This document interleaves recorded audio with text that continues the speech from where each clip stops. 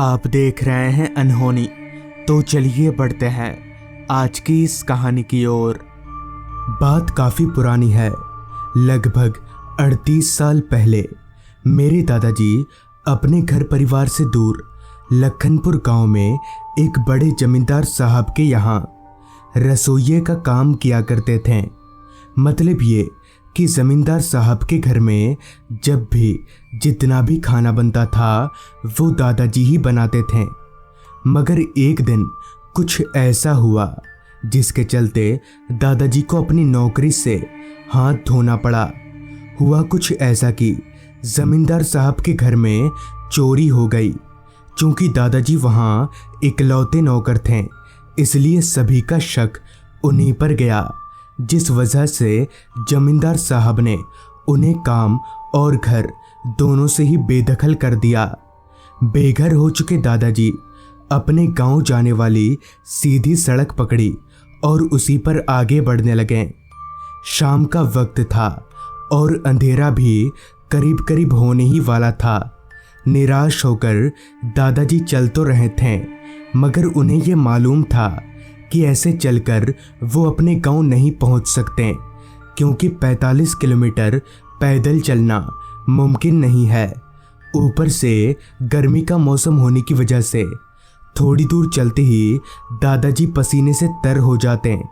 दादाजी अभी चल ही रहे थे कि तभी उन्हें कुछ ही दूरी पर एक छोटा सा तालाब दिखा। उन्होंने सोचा क्यों ना हाथ मुंह धोकर यहाँ थोड़ा आराम करने के बाद चला जाए। यही सोचकर दादाजी उस तालाब की ओर जाने लगे। चलकर दादाजी उस तालाब के पास पहुँचे और हाथ मुंह धोकर तालाब से थोड़ा दूर जमीन पर घास में लेट गए। थक कर चूर हो चुके दादाजी थोड़ा आराम मिलते ही नींद के आगोश में चले गए। पता नहीं कितनी देर बाद, मगर जब उनकी आंख खुलने को हुई तब उन्हें ऐसा महसूस हो रहा था जैसे कोई उनके अगल बगल घूम रहा हो। दादाजी ने आंख खोलकर देखा तो सामने का नज़ारा देखकर वो एकदम से सहम गए, क्योंकि ठीक उनके सर के पास एक बूढ़ा आदमी हाथ में लाठी लिए खड़ा था। दादाजी हड़बड़ाते हुए उठकर बैठ गए।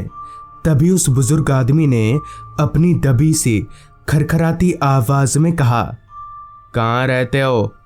दादाजी बोले, जी मैं यहाँ काम ढूंढ रहा था, आपके पास कोई काम है? इस पर बुजुर्ग बोला, घर की देखरेख कर लोगे? इस पर दादाजी ने अपना सिर हाँ में हिलाकर इशारा किया। दादाजी से हाँ का इशारा पाकर उस बुजुर्ग आदमी ने कहा, चलो मेरे साथ। फिर वो दोनों चलने लगे। बुजुर्ग आदमी आगे आगे और दादाजी उसके पीछे पीछे घने जंगलों से होकर आगे बढ़े जा रहे थे। शाम की हल्की रोशनी भी अब रात के काले अंधेरे में तब्दील हो चुकी थी।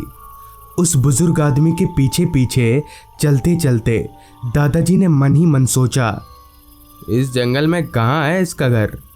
खैर कुछ दूर चलने के बाद वो दोनों एक बड़े से घर के पास पहुँचे। घर की दीवारों ने जगह जगह से प्लास्टर छोड़ दिया था। मकड़ी के जालों ने उस घर को ऐसे जकड़ कर रखा था जैसे वो घर इंसानों का नहीं बल्कि मकड़ियों का हो। खैर वो बूढ़ा आदमी दादाजी को घर के अंदर ले गया। वो घर बाहर से जितना गंदा और पुराना लग रहा था, अंदर से उतना ही साफ सुथरा था। तभी उस बूढ़े आदमी ने दादाजी से बोला, खाना बनाना जानते हो? इस पर दादाजी ने कहा, हाँ जानता हूँ। इस पर वो बूढ़ा आदमी बोला, ठीक है, आज रात का खाना तुम बनाओगे। घर के पीछे बागान है, तुम्हें वहाँ सब तरह की सब्जियाँ मिल जाएंगी, जाओ तोड़ लाओ। उस बुजुर्ग की बात सुनकर दादाजी अभी घर के पीछे वाले दरवाजे की ओर जा ही रहे थे कि तभी उस बूढ़े आदमी ने दादाजी को रोकते हुए कहा, रुको, ऐसे मत जाओ, ये लो टॉर्च। बिना टॉर्च के रात में कभी भी बाहर मत निकलना। उस बुजुर्ग से टॉर्च लेकर दादाजी घर के पीछे वाले दरवाजे की ओर जाने लगे। दरवाज़ा खोलकर जब दादाजी बाहर निकले तब उनके कानों में सिर्फ और सिर्फ रात कीड़ों की आवाज़ ही गूंज रही थी। उन्होंने टॉर्च ऑन किया तो सामने बहुत सारे पेड़ पौधे लगे हुए थे। वहाँ बहुत सारे आम के पेड़ भी थे और सब्जियाँ तो इतनी थी कि 10-12 लोग भी साल भर आराम से खा लेंगे। शायद बागान घर से भी ज़्यादा बड़ा था। खैर, दादाजी सब्जियाँ तोड़ने लगे। अभी वो सब्जियों को इकट्ठा कर ही रहे थे कि तभी रात कीड़ों की आवाज़ के साथ ही साथ दादाजी को एक और आवाज़ सुनाई पड़ी। वो आवाज़ पायल छमछमाने की थी। दादाजी झट से उस ओर मुड़े जिधर से वो आवाज़ आई थी। तब उन्होंने देखा कि उनसे कुछ ही दूरी पर एक औरत खड़ी है। वो औरत भी दादाजी की तरह ही सब्जियां तोड़ रही थी।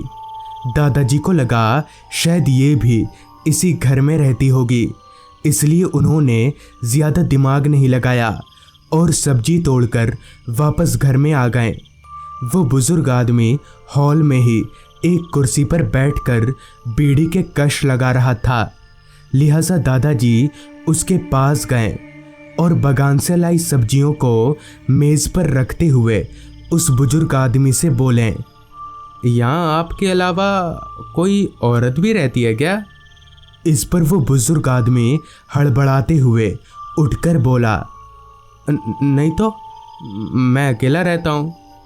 उस बुजुर्ग आदमी के ये बोलने का तरीका और उसके परेशान चेहरे को देखकर कोई बच्चा भी जान जाता कि वो कुछ छिपाने की कोशिश कर रहा है। खैर, दादाजी ने फिर कुछ नहीं बोला और चुपचाप उन सब्जियों को लेकर खाना बनाने के लिए किचन की ओर जाने लगे।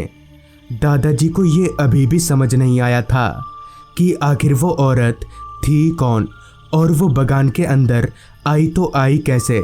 खैर, कुछ ही देर में खाना बनकर तैयार हो गया। दादाजी ने खाना परोसा और वो दोनों एक साथ में ही खाना खाने बैठ गए। खाना खाते वक्त दादाजी ने हिचकिचाकर ही सही मगर उस आदमी से पूछ ही लिया, अच्छा, आपका ये घर इतने घने जंगल में? इस पर उस बुजुर्ग आदमी ने हंसते हुए जवाब दिया, ये घर अभी से नहीं, कई सालों से यहाँ पर है। मेरे दादा परदादा रहा करते थे। अब इतने बड़े घर को ऐसे तो छोड़ नहीं सकता, इसलिए यहीं रहता हूँ। बूढ़े की सारी बात सुनकर दादाजी ने कहा, आपके बाल बच्चे नहीं हैं? दादाजी की इस बात का पता नहीं क्यों उस बुजुर्ग ने कोई जवाब नहीं दिया और उसका चेहरा भी थोड़ा उतर सा गया। खैर, इसके बाद ना तो वो कुछ बोला और ना ही दादाजी। खाना पीना हो जाने के बाद बर्तन मांजकर दादाजी एक कमरे में और वो बुजुर्ग आदमी दूसरे कमरे में सोने चला गया। लेकिन पता नहीं क्यों इतना थका हुआ होने के बावजूद भी दादाजी को ज़रा भी नींद नहीं आ रही थी। करवटें बदल बदल कर दादाजी अभी सोने की कोशिश कर ही रहे थे कि तभी उनकी नज़र कमरे की खिड़की से बाहर गई तो उनके होश उड़ गए। दरअसल उनकी खिड़की के ठीक बाहर कोई लड़का खड़ा था। मगर ये कैसे हो सकता है? उस बुजुर्ग ने तो साफ शब्दों में बोला था कि उसके अलावा इस घर में और कोई नहीं रहता। तो फिर ये लड़का और वो औरत कौन है? मगर फिर भी दादाजी डरे नहीं। वो बिस्तर पर से उठे और खिड़की के पास जाने लगे। मगर जैसे ही वो खिड़की के पास पहुँचे कि वो लड़का पता नहीं कहीं गायब हो गया। अभी दादाजी खिड़की से बाहर उस लड़के को ढूंढ ही रहे थे कि तभी उन्हें ठीक उनके कमरे के ऊपर यानी दूसरी मंजिल से खटपट की कुछ आवाज़ें आने लगी। दादाजी ने सोचा कि बुजुर्ग आदमी तो उनके बगल वाले कमरे में सोया हुआ है, तो फिर ऊपर कौन है? यही पता लगाने के लिए दादाजी अपने कमरे से बाहर निकले। उन्होंने एक नज़र बगल वाले कमरे की तरफ देखा तो कमरे का दरवाज़ा खुला हुआ था और कमरे में वो बूढ़ा आदमी कहीं भी नहीं था। दादाजी को लगा शायद वही होगा ऊपर, मगर ये पागल बुढ़ा आखिर इतनी रात को ऊपर क्या कर रहा है, यही जानने के लिए सीढ़ियों से होकर दादाजी ऊपर जाने लगे। सीढ़ियां चढ़कर जब दादाजी दूसरी मंजिल पर पहुंचे तब देखा कि वहां एक कमरे का दरवाज़ा खुला हुआ है। दादाजी उसी कमरे की ओर बढ़ने लगे। उस कमरे के पास पहुंचकर जब दादाजी ने अंदर झांका तो सामने का नज़ारा देखकर सर से लेकर पैर तक उनके शरीर में करंट दौड़ गया, क्योंकि कमरे के अंदर वही बूढ़ा आदमी था।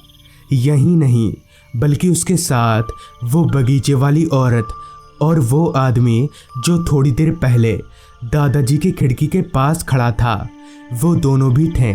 मगर हैरानी वाली बात तो ये थी कि उन दोनों औरत आदमियों के पैर ज़मीन से 2 फीट ऊपर थे और उन दोनों का पूरा शरीर इतना सफ़ेद था जैसे उनके बदन में खून की एक बूंद भी ना हो।